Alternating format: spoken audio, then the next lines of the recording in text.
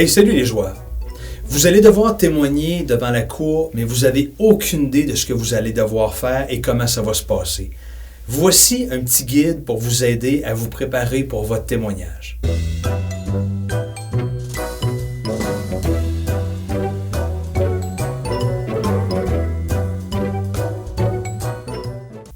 Premièrement, je vous recommande d'arriver avec des pantalons propres.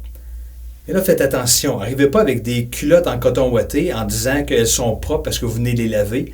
C'est clairement pas ce à quoi je fais référence. Deuxièmement, pour le haut du corps, je vous recommande de porter une chemise. Faites attention, j'ai déjà eu un client qui est arrivé avec une chemise marquée « Gangster ». Il n'avait clairement pas compris ce à quoi je faisais référence. Choisissez vos vêtements correctement. Mettez pas un complet cravate si ça ne fit pas avec votre personnalité. Si vous êtes un propriétaire d'entreprise et que vous avez une réclamation monétaire, vous pouvez arriver avec un complet cravate, ça peut fitter avec votre personnalité. Mais si vous êtes une personne sur l'aide sociale qui est accusée d'avoir fraudé l'aide sociale, n'arrivez pas avec un complet cravate. Si vous êtes une personne dans une cause de faillite parce que vous n'êtes pas capable de payer vos dettes, n'arrivez pas avec un complet cravate non plus. Il ne faut pas que ça ait l'air too much. Trop, c'est comme pas assez. Il faut que vous arriviez proprement devant le tribunal, mais sans que ça ait l'air de ne pas être vous. Il faut que ça vous ressemble, mais habillé propre. Les tatouages, essayez de les cacher. J'ai rien contre les tatouages, mais il y a encore des gens qui ont des préjugés et les juges ont tendance à être d'un certain âge et de venir d'une époque où il y avait beaucoup de gens qui avaient des préjugés contre les tatouages. Donc, prenez pas de chance. Si vous pouvez les cacher, faites-le donc. Si vous avez des chaînes dans le cou qui vous font passer pour un motard ou quelqu'un d'une gang de rue, enlevez donc votre chaîne. Vous la remettrez après le procès. Maintenant, vous êtes prêts pour votre témoignage. Le témoignage va se diviser en deux parties. L'interrogatoire et le contre-interrogatoire. L'interrogatoire, c'est la première partie. La personne qui vous a assigné à aller témoigner va vous poser des questions ouvertes. Elle va vous faire raconter votre histoire. Elle va vous dire qui, quand, quoi, comment, et ensuite, décrivez-moi la scène, décrivez-moi ce que vous avez vu, comment est-ce que vous vous êtes senti à ce moment-là. Elle va vous poser des questions ouvertes. Elle n'a pas le droit, la partie qui vous a signé, l'avocat qui vous a signé, de poser des questions suggestives. On ne peut pas vous poser des questions à laquelle vous allez répondre « oui ». C'est des questions illégales. Si l'avocat qui vous interroge pose une question suggestive, l'autre avocat va formuler une objection. Pourquoi? Parce qu'on veut que vous racontiez l'histoire. On ne veut pas vous mettre les mots dans la bouche. Voici un exemple. L'avocat qui vous interroge ne peut pas vous poser la question « Est-ce que la fenêtre de la chambre à coucher était grande? » Vous pourriez répondre par oui ou par non. Ce qui fait qu'on vous suggère un peu la réponse.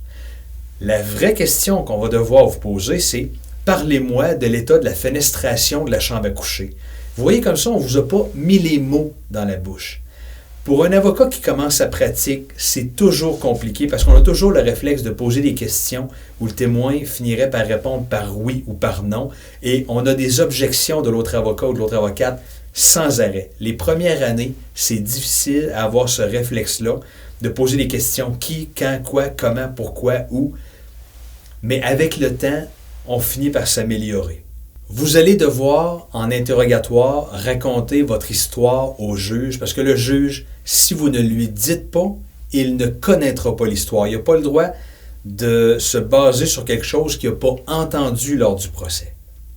Une fois que votre interrogatoire est terminé, la deuxième phase commence, le contre-interrogatoire. Là, ça va être l'avocat de la partie adverse. Donc, pas l'avocat qui vous a demandé d'être présent pour témoigner, mais l'autre avocat. Il va faire exactement l'inverse qu'en interrogatoire. Lui, il va vous poser des questions qui vont terminer par oui ou par non. N'est-il pas exact que la fenêtre de la chambre à coucher, elle était grande? N'est-il pas exact que vous avez oublié de faire votre stop avant l'accident? N'est-il pas exact qu'avant de frapper cette personne-là, vous lui avez dit la veille que vous alliez la frapper? C'est des questions directes et je dirais presque des frappes chirurgicales. Lorsque l'avocat va vous poser des questions en contre-interrogatoire, si cet avocat-là est habile, chacune des questions va vous faire mal. Pourquoi? Parce que la règle d'or, c'est qu'on pose une question au témoin en contre-interrogatoire parce qu'on connaît la réponse. Si vous demande si vous avez omis de faire votre stop avant l'accident, c'est parce que dans son dossier, il y a déjà une preuve que vous avez omis de faire votre stop. Donc, il vous pose une question, mais il connaît la réponse. Et si vous ne répondez pas la vérité, il va être capable de démontrer au juge que vous êtes un menteur parce qu'il y a une preuve dans son dossier qui fait que vous n'avez pas fait le stop. Donc, chacune des questions qu'il va vous poser devrait vous faire mal.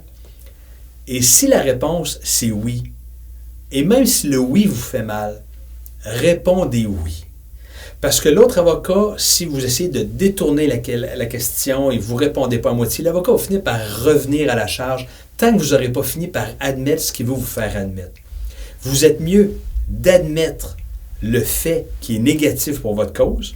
Vous perdez des points dans votre cause, mais vous gagnez des points sur l'honnêteté. C'est mieux ça que de perdre des points sur votre cause et de perdre des points sur l'honnêteté. En plaidoirie, votre avocat essaiera de se rattraper pour les points négatifs, mais vous, n'essayez pas de combattre l'avocat durant le contre-interrogatoire. C'est catastrophique qu'un témoin essaie de se battre avec l'autre avocat pour essayer de déjouer l'avocat. Ça ne fonctionnera pas. Dernier truc, quand vous allez être interrogé ou contre-interrogé, ne regardez pas l'avocat qui vous pose les questions.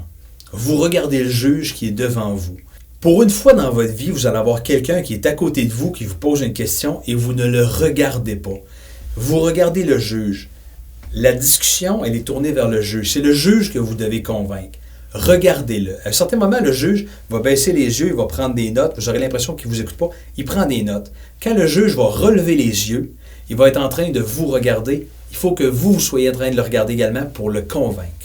Dans les premières minutes de votre interrogatoire, vous allez être nerveux. C'est comme une communication orale quand vous étiez à l'école, mais après quelques minutes, ça va bien aller, faites-vous-en pas. Le stress va disparaître après quelques minutes. Vous avez maintenant une carte de plus dans votre jeu.